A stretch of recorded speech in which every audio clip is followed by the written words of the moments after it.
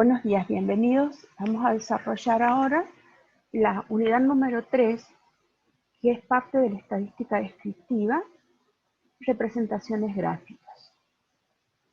Bueno, ya lo habíamos dicho en clases anteriores, pero uno de los objetivos, lo vamos a volver a decir, uno de los objetivos de la estadística descriptiva es la representación gráfica de los datos. ¿Para qué los representamos gráficamente? Para poder apreciar visualmente, para ver visualmente los patrones de comportamiento de la variable que estamos estudiando.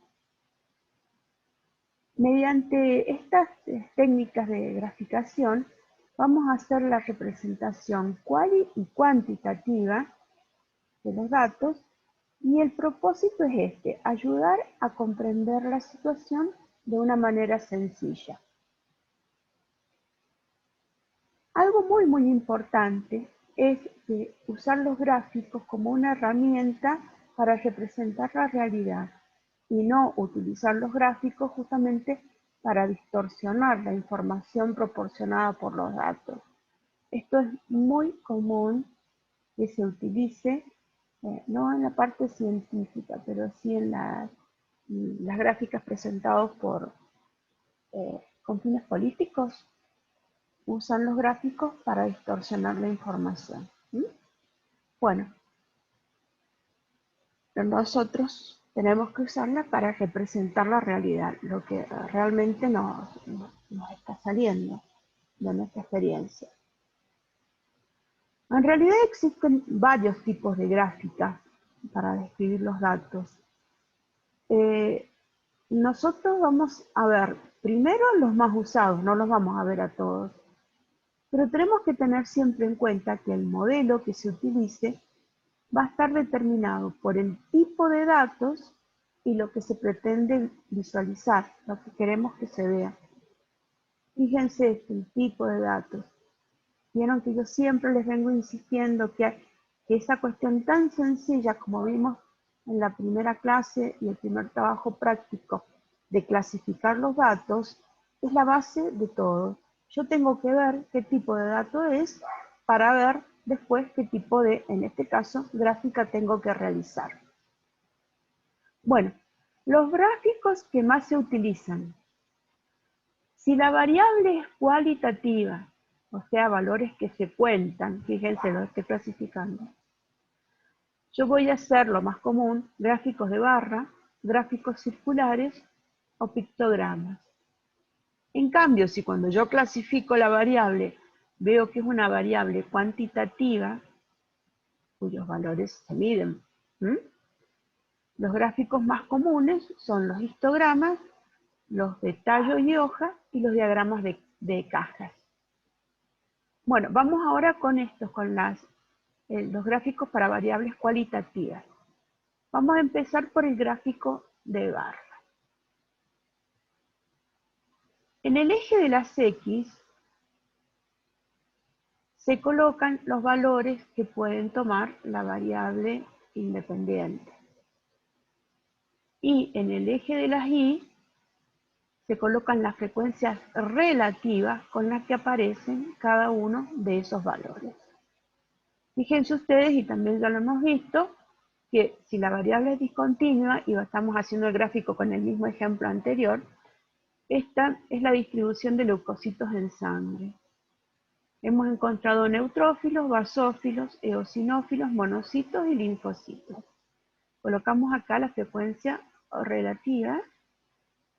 Bien, sabemos que la suma me tiene que dar 1 y que este valor, el de la frecuencia relativa, es directamente la probabilidad de encontrar un neutrófilo. Yo les pregunto a ustedes, chicos, ¿cuál es la probabilidad de que en esta sangre de este paciente encuentre yo un neutrófilo? Es, en términos de probabilidad, 0,67 y en términos de porcentaje, 67%. Recuerden ustedes acá que la probabilidad era una sumatoria. ¿Bien? Bueno, ¿qué tenemos que ver? Una gráfica siempre tiene que tener un título tiene que tener esto, es decir, qué hay en cada eje. Bien, y acá los valores que puede tomar la variable aleatoria. Graficamos barras. Las barras pueden ser planas, como en este caso, pero también pueden ser tridimensionales. Esta es los mismos datos, le cambié la forma, pueden ser tridimensionales. Y tenemos que ver nosotros cuál es la que mejor representa la realidad de lo que queremos mostrar. No sé, por ejemplo, acá fíjense, no hay ningún basófilo, acá se pierde. Acá, al estar ahí que no hay nada, a lo mejor se ve un poquito más. Si mi intención fuera mostrar los basófilos, pero si yo el problema lo tuviera con los neutrófilos, está bastante buena esta. Bueno, si nos resulta conveniente cambiar los ejes de lugar, podemos hacerlo. ¿Bien? No hay ningún problema. Y como es una variable discontinua, yo también puedo cambiar el orden.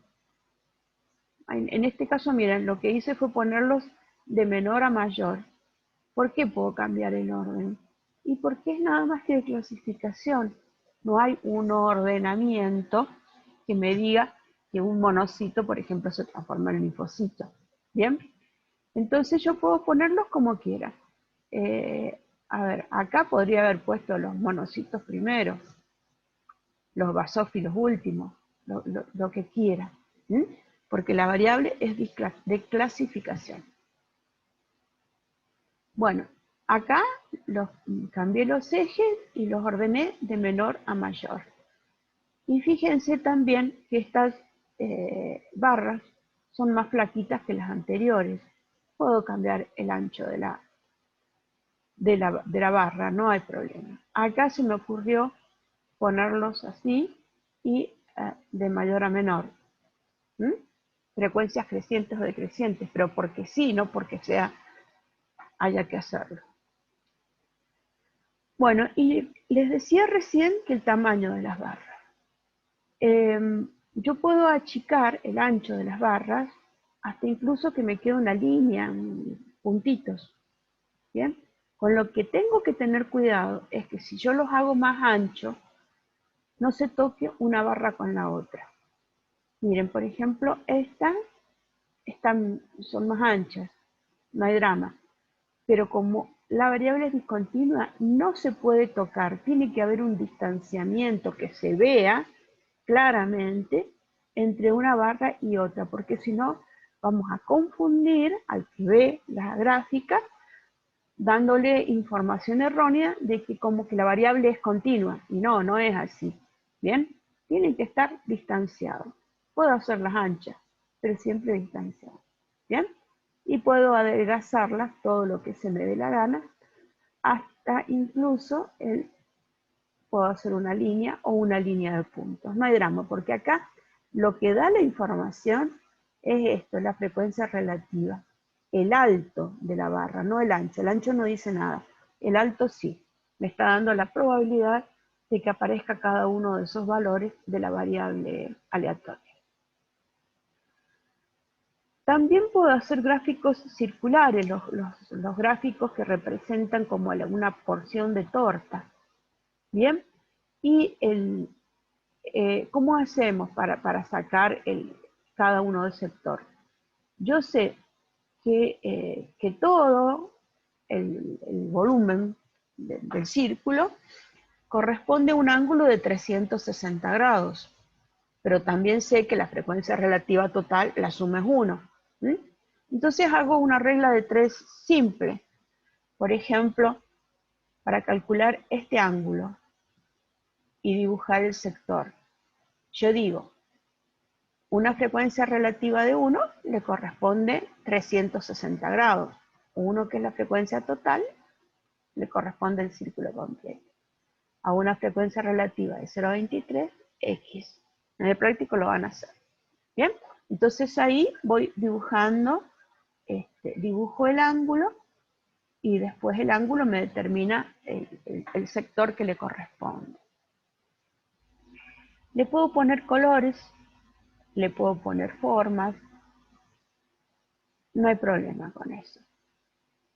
También puede ir primero los neutrófilos pueden ir último, pueden ir al medio, porque acá no hay ordenamiento, es variable de clasificación.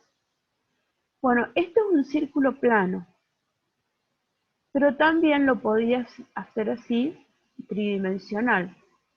Bien, hay que tener cuidado con los tridimensionales porque como se ve acá esta parte que es el alto,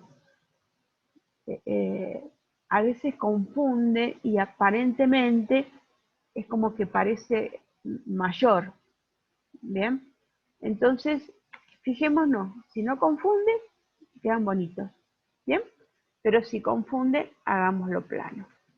En todos casos, acá estoy graficando, informando mejor, porque tiene que tener claro bien a qué corresponde cada cosa. Estoy informando las frecuencias relativas, como lo puse en el título, las frecuencias relativas. Pero también es muy común informar el porcentaje. Va a quedar exactamente igual. Solo que acá, por ejemplo, diría neutrófilos 67%. Bien, pero la forma de la gráfica sería la misma. Bueno, ya les dije que podríamos darle distintos colores o rellenos a los sectores. Y también puedo separarlos.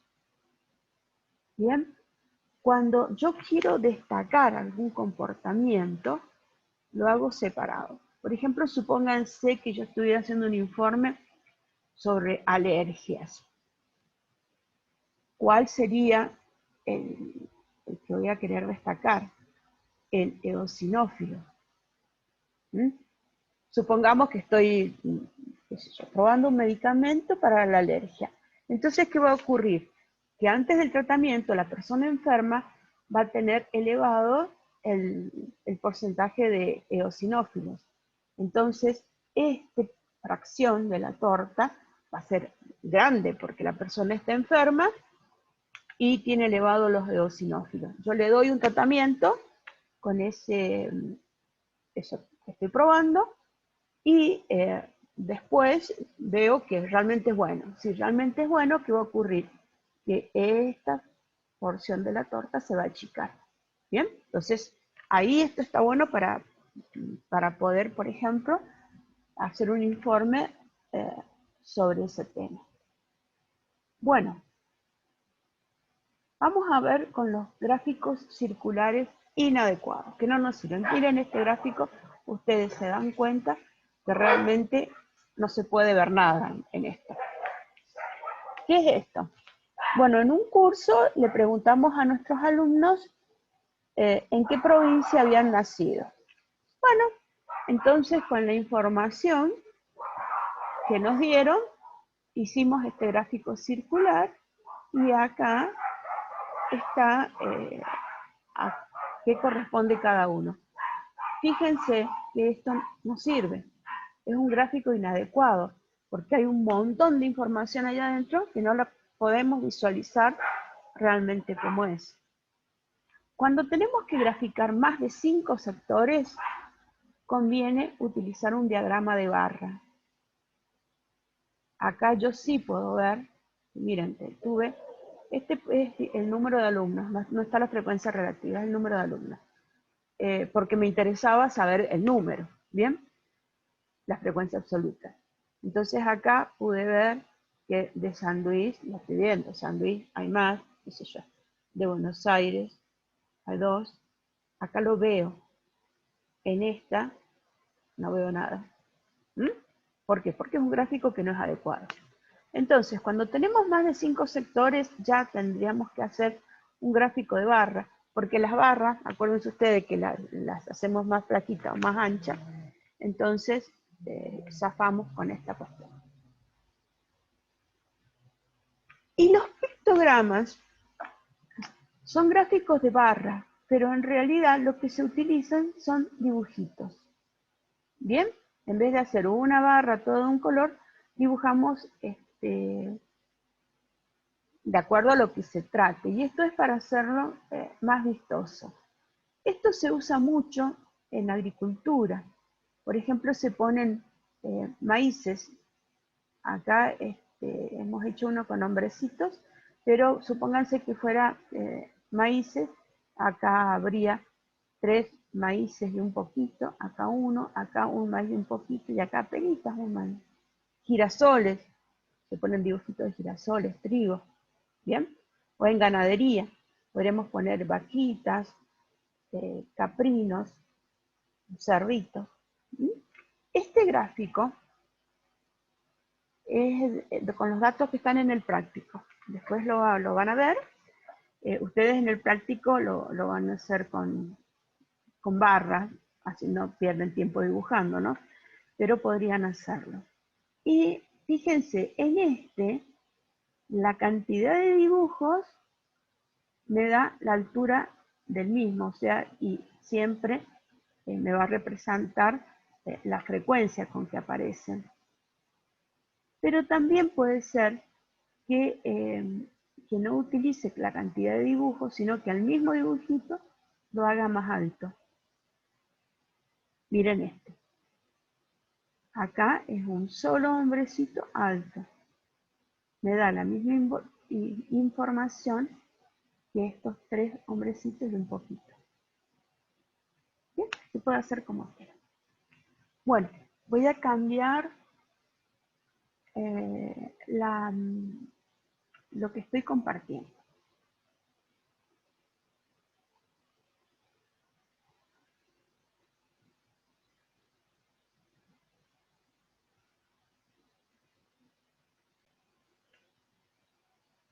Vamos a pasar ahora al otro tipo de representación gráfica, que es para las variables cuantitativas. Fíjense todo el eje, qué tipo de variable es, si es esta me voy para un lado, si es esta otra me voy para el otro. Cuando la variable es cuantitativa, los valores no se cuentan, sino que se miden. ¿Bien? Bueno, y los gráficos más comunes que se utilizan son los gráficos de tallo y hoja, los histogramas y los diagramas de caja. Con fines pedagógicos los vamos a desarrollar en ese orden. ¿Bien? Bueno, ¿cómo lo vamos a hacer? Con un ejemplo, con 100 datos de valores de glucemias de pacientes que no tienen ninguna patología asociada con la glucemia. O sea, pueden estar enfermos de otra cosa, pero de glucemia están bien. Bueno, tenemos estos 100 datos. Fíjense, si yo presento estos datos, y la verdad que mareo a la persona porque no les estoy diciendo absolutamente nada, presentando los datos así. Entonces voy a ver qué graficación puedo hacer, qué diagrama, como para que estos datos amontonados dejen de estarlos y nos den información de cómo se comporta esta variable que es glucemias de pacientes que no tienen problema con la glucemia. Bueno, lo primero que tenemos que hacer nosotros es detectar el valor mínimo y el máximo. ¿Bien? Miramos los datos, este es el mínimo y este es el máximo. Y vamos a construir un diagrama de tallo y hojas. La variable ahora es continua. Ustedes ya saben que cuando graficamos variables continuas, no graficamos el valor de la variable, sino un intervalo. ¿Bien? Entonces, tenemos que hacer una división en intervalos donde en el primero entre el dato menor y en el último entre el dato mayor. Más o menos tenemos que rebuscárnosla para que los intervalos deben ser más de 7 y menos de 20, si no se nos pierde la información. Bueno, acá como teníamos un 68 y un 119, a ver, ¿cuál era el máximo y mínimo? Sí, 68 y 119. Lo que hicimos es, cada 5 valores, armamos ese rango de 5, perdón. Hay infinitos valores, por eso me corregí. En ese rango de 5 miligramos por decilitro, los vamos dividiendo. Entonces voy a tener el primer intervalo de 65 a 69 miligramos por decilitro, y así voy subiendo de a 5. En este diagrama que se llama de tallos y hojas, en el tallo voy a poner la unidad cuando haya, perdón, la decena, ¿bien? La decena o decena y centena. Y en la hoja lo dejo para la unidad. Fíjense, acá, entre 60 y 65, la decena es 6. En el tallo pongo el 6. Acá, el 7 va a ser el tallo. Acá tengo un tallo de 7. Dejo el lugar de la unidad libre para las hojas. Bueno, así con todo. Vamos a ver ahora dónde colocamos la hoja de nuestro primer dato. El primer dato es 95. Entonces, fíjense que le corresponde este intervalo. El 9 ya está colocado en el tallo, entonces yo acá le agrego la hoja del 5. Tengo un 95. Hagamos un poco más. Coloquemos el 84. ¿Dónde vamos a colocar el 84? Acá en este intervalo, ¿verdad? El 8 ya está colocado. Agrego el 4. Vamos con el 90. ¿Dónde va a ir a parar el 90? A este intervalo. El 9 ya está, su tallo. Entonces, ¿qué voy a poner? La hoja que es el 0. Las hojas son las unidades. ¿Bien? Coloco ese 0. Vamos a ubicar el 78. ¿Dónde va a ir? Y va a ir acá, le corresponde a este intervalo. El 7 ya está colocado, entonces su hoja es el 8. El 88, acá. El 8 ya está acá, agrego el 8. ¿Bien? Y así continuamos ubicando la unidad de todos los datos en el lugar de la hoja que le corresponda. Seguimos con todo y miren qué cosa hermosa que queda. Esto ya nos está dando una forma de la distribución de las glucemias normales. Está muy clara. Fíjense que yo estoy viendo que la mayor probabilidad es que una persona que tiene valores de glucemia tenga más de 85 y menos de 90. Es muy poca la probabilidad de que la persona tenga valores acá entre 65 y 70. Miren, es muy poca la probabilidad que si es normal tenga valores que se encuentren acá. ¿Bien? Bueno, esta distribución ya es muy buena, ya me está dando muchísima información. Histograma. Un histograma es una cosa así. ¿Bien? Ya lo vimos en el gráfico. ¿Cómo hacemos? Y ahora es facilísimo, porque si yo ya tengo hecho este diagrama de tallos y hojas, el histograma es como que yo lo doy vuelta. Le doy un giro y me queda parecido. Vuelvo a colocar los mismos intervalos, pero ahora para el histograma necesito la frecuencia absoluta, y ahora es facilísimo. ¿Cuál es la frecuencia absoluta? ¿Y cuántas hojas me cayeron allá adentro? Esas 2 hojas es la frecuencia absoluta de los valores que están en ese intervalo. Fíjense, en el próximo intervalo tengo 5, en el otro tengo 5 hojas. ¿Bien?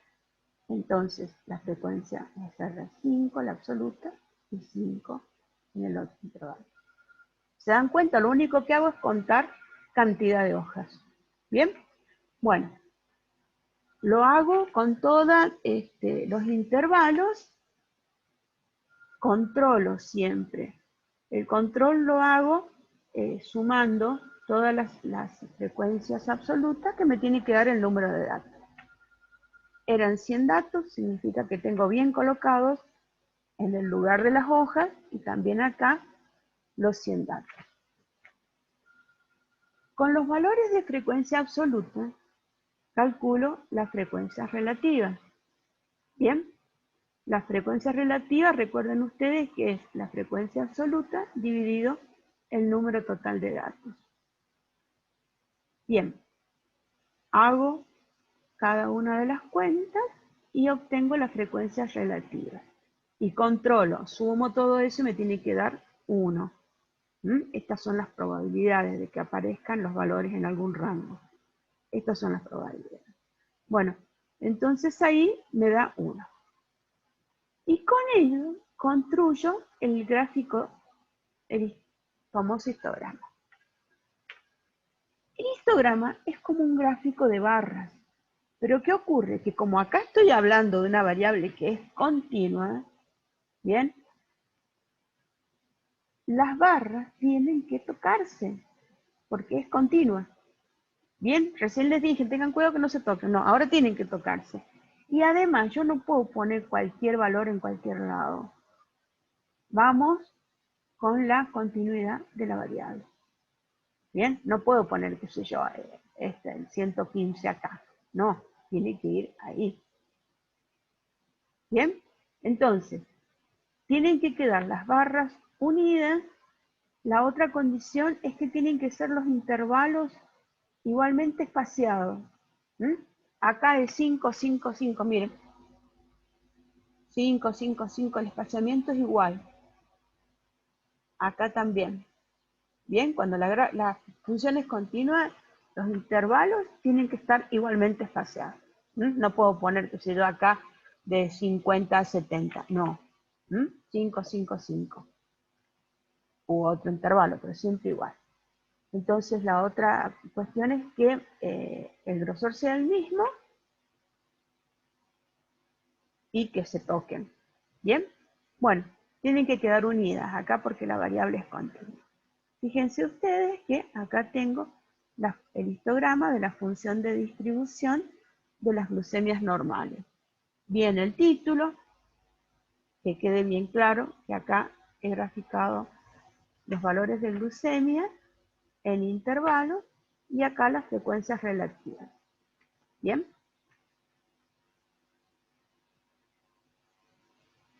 Y ahora vamos a ver, bueno, esto es lo que les dije, los intervalos deben ser iguales y solo pueden estar ordenados en forma creciente.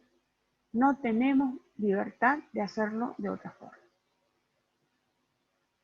Vamos a ver un diagrama de caja y líneas. Les hago, este es el dibujito como para que se ubiquen qué vamos a hacer.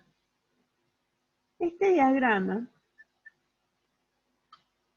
que se llama de caja y línea o box plot, fue ideado por Tukey, que es, vamos a utilizarlo mucho a los trabajos de Tukey durante todo el curso. ¿Y qué hace?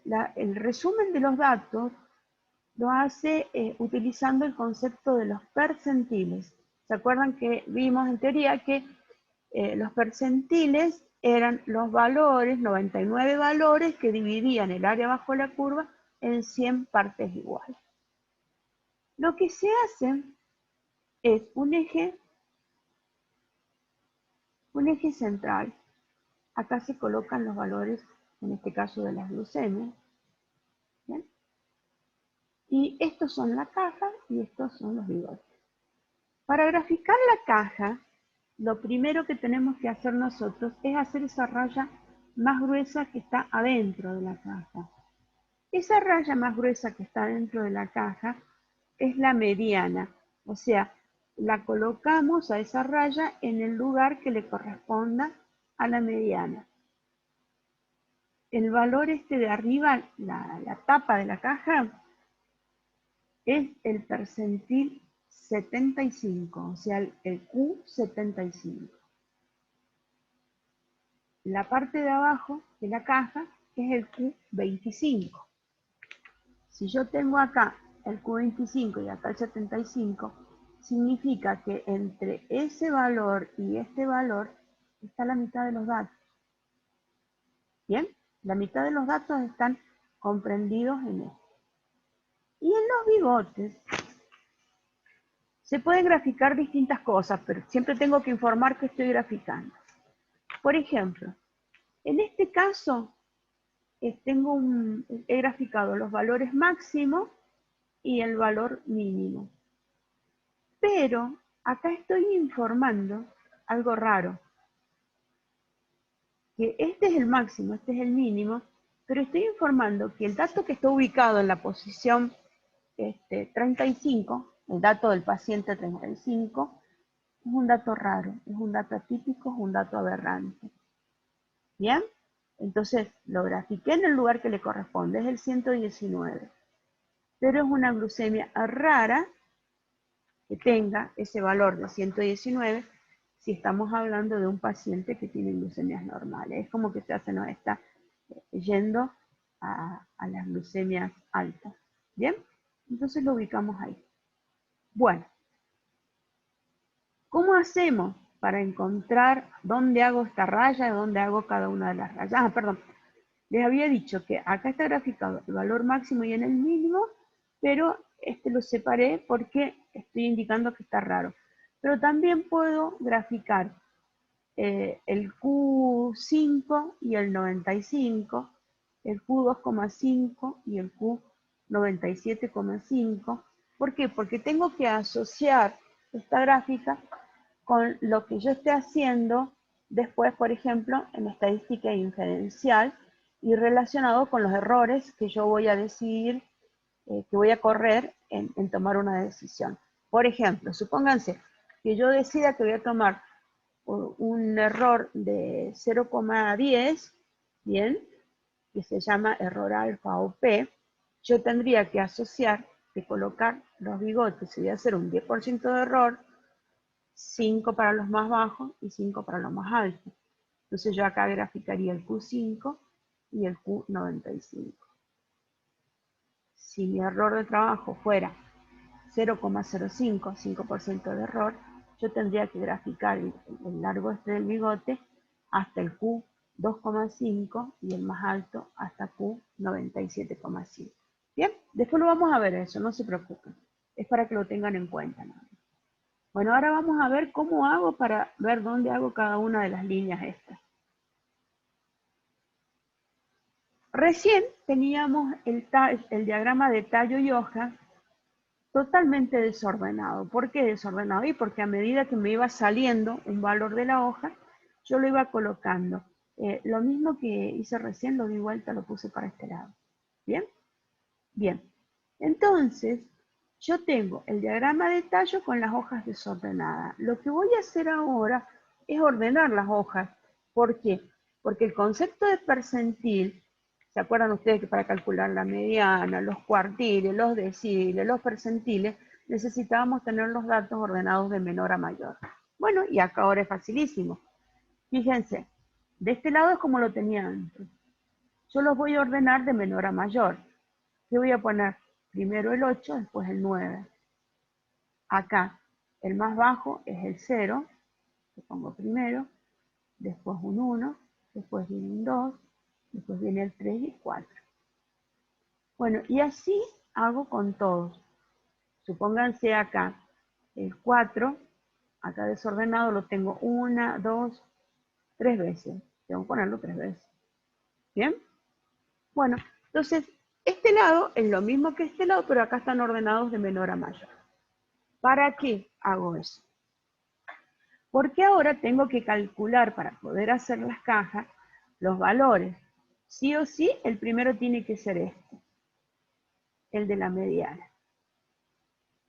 Utilizo la fórmula que ustedes ya tienen, que es una fórmula de rango, pero esto es, el rango es la posición que ocupa el valor en ese ordenamiento de menor a mayor. El resultado de esto, de esta cuenta, me da la posición, no me da el valor. Bueno, para calcular la mediana, yo voy a trabajar acá, la mediana es el Q50. Entonces, en la fórmula esta, yo voy a poner 50. ¿Bien? Tengo 100 datos más 1 por 50, porque voy a calcular la mediana, dividido 100. ¿Bien? Y me da que la posición es 50,5. Bueno, la posición 50,5 está entre el dato 50 y entre el dato 55. Entonces yo voy a hacer el promedio entre el dato 50 y el dato 55. Me voy a esto que está ordenado acá.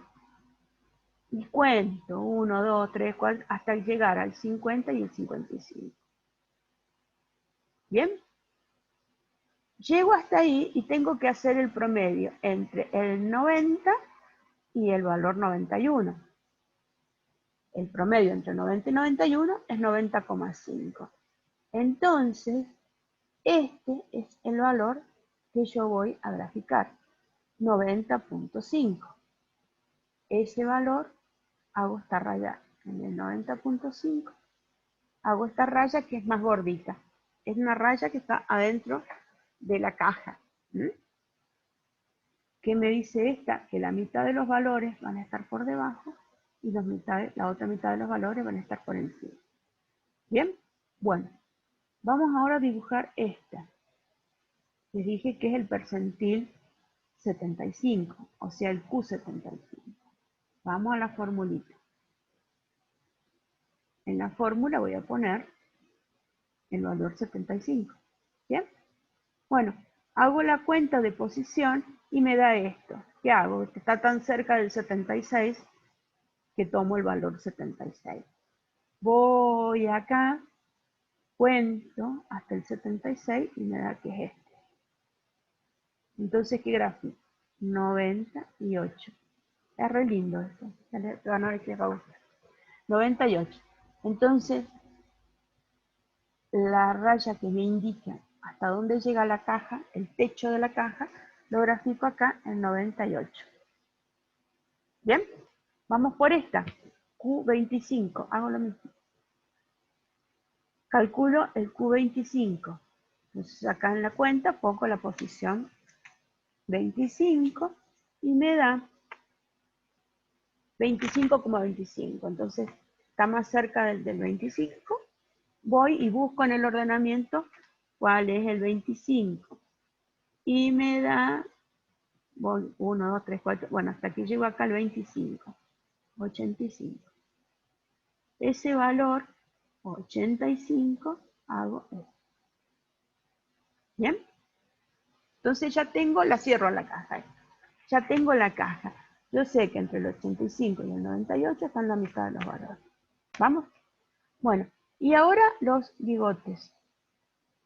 En este caso, como todavía no llegamos a estadística inferencial, grafiqué el máximo y el mínimo, pero ojo, este marqué que era raro. Entonces, el mínimo, ¿se acuerdan que era el 68, que fue el que detectamos para hacer eso? Pero acá está, es fácil, miren, el más bajo es 68. Hago llegar ese bigote hasta ahí. Y el más alto lo voy a hacer llegar hasta el 115. ¿Por qué? Porque yo estoy marcando que este 119 es una alerta. Por eso lo separé. No hice llegar hasta el 119, sino hasta el 115. Y esto me da una información bastante buena. ¿Qué puedo sacar de acá? Además que la mitad de los datos centrales están entre el 98 y el 85, por ejemplo. ¿Bien? Yo sé que el 25% está por acá, en esta zona, 25% más bajo, y el 25% más alto está en esta zona. Pero también me da otra información. Si yo miro la forma de la caja y veo que la mediana está más o menos al medio y que estos bigotes se parecen en longitud, esto me da la idea de una distribución normal. En cambio, supónganse que la mediana no estuviera ahí, sino que estuviera acá más abajo. Y este bigote fuera más corto que este, me estaría hablando de una distribución sesgada. No sería una distribución normal. Entonces la forma de la caja dice muchísimo.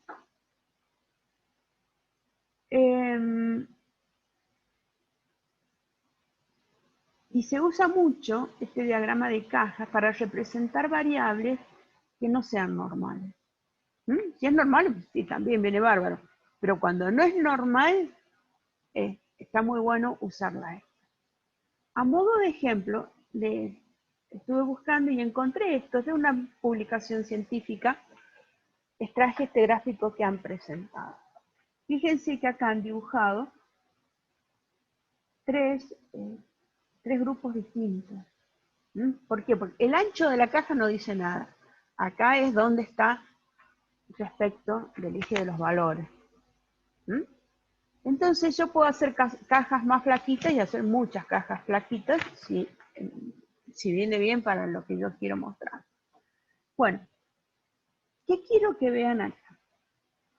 Fíjense que esto sirve para dar una idea bastante aproximada de si hay diferencia o no. Ojo, es para mirar nada más. Después se hacen tratamientos específicos para ver si hay diferencia o no entre los grupos. Esta caja está en valores por encima, fíjense que esta caja está centrada más arriba. ¿Por qué? Y porque el grupo 2 en este caso pesaría más que el grupo 1, que está ubicada a valores de pesos inferiores.